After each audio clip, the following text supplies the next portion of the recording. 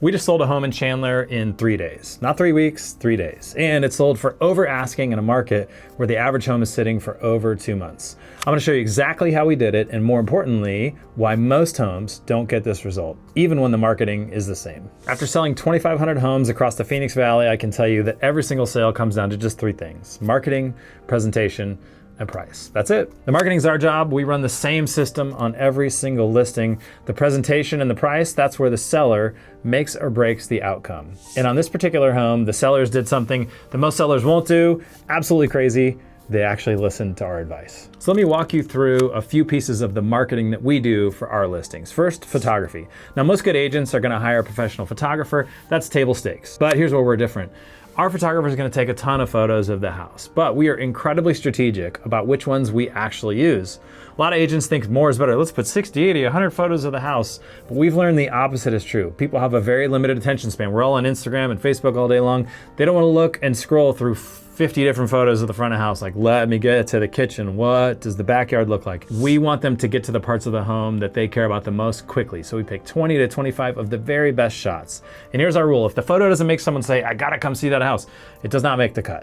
And here's what a lot of people don't understand. The job of the listing is not to sell the house. The job of the listing is to get people to come see the house. And that's a really big difference. The second thing we do that most agents don't is we have something called our trade-up program. Easiest way to explain it is like this. Now I want you to imagine that you've got 2 different car dealerships sitting right next to each other, and they both sell the same cars, they've got the same pricing, the same features, everything's the same.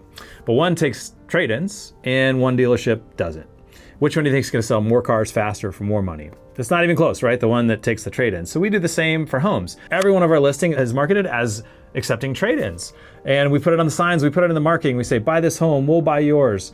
And what we're communicating is if you've got a house to sell, no problem, we can take care of that. We actually have a partner that allows us to purchase a buyer's current home so they can buy our listing without a home sale contingency. They get 97% of what their home is worth, and our sellers get a clean, strong offer that's not contingent on the sale of that home. In a market where listings are sitting, ours stand out because we take trade-ins and nobody else does. The third thing I'll talk about today in our marketing, and this one's kind of fun, is we use AI to make every listing photo as amazing as possible. We'll take photos of the home in broad daylight, for example, and then we'll transform them into golden hour sunset shots so the house looks absolutely stunning. We do the same thing with neighborhood photos, parks, streetscapes. We want the whole neighborhood to look amazing. Everything looks like it's in a magazine. And here's one that's really powerful. If we get the photos back of the house and there's clutter on the countertops, that kind of thing, wasn't quite ready, or we've got a beautiful walk-in pantry but it's full of stuff that we can't even really see what's going on inside the pantry, then we can actually use AI to remove all that stuff. So all you see is the beautiful open pantry, not all the stuff that's been in there. Now, of course, we disclose it. We do all the stuff you're supposed to do to make it copacetic with MLS. But man, it is an incredible difference between having this sort of cluttered full house and one that's bright, light, and open. We do a ton of other stuff, but that's just 3 things that we do as examples on the marketing side. Now, let me tell you what made this particular sale happen in 3 days, because the marketing system we just talked about, we run that on every single listing we have. It's the same system whether the house sells in 3 days or sits for 3 months. The difference on this home was the sellers. They crushed it on the presentation. If you look at the listing photos, and I'll put them on the screen, I'll show you kind of what these look like. You can see what I mean. The house is clean, it looks open, it looks like it could be a model home. Counters are clear, closets are organized, personal items are put away. It doesn't look like someone is living there, and that's the standard. Now, here's the part that's tough to hear, but it's the truth. We have other listings right now that aren't selling nearly as fast. Same marketing system, same photographer, same everything. The difference is the sellers on those homes just didn't go as far on the presentation, or they push back on our pricing advice. The system works, but it only works at full speed when the sellers go all in on their part of the equation. Now, let me tell you about the pricing, because this is where it really gets interesting.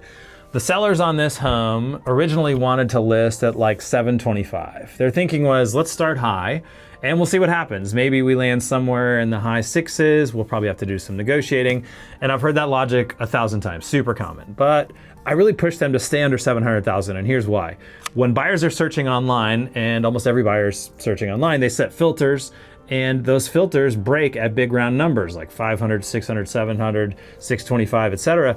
And if you price your home at 725, every buyer whose max budget is set to 700 will never see your listing. It doesn't even exist to them. They don't even know that it's there. So we listed the home at $699,999, under 700, And that way every buyer searching up for 700 saw that particular house. And it ended up selling for 705, over asking, one of the highest recorded prices in the neighborhood.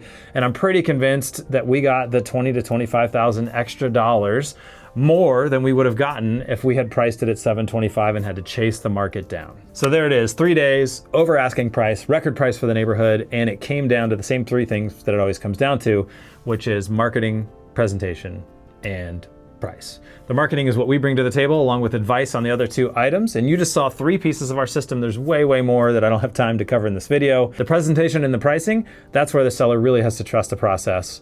And when they do, this is what happens. If you're thinking about selling your property and you want to know what our full marketing system looks like for your specific home, reach out. I'd be happy to walk you through all of that. There's a link in the description for getting connected.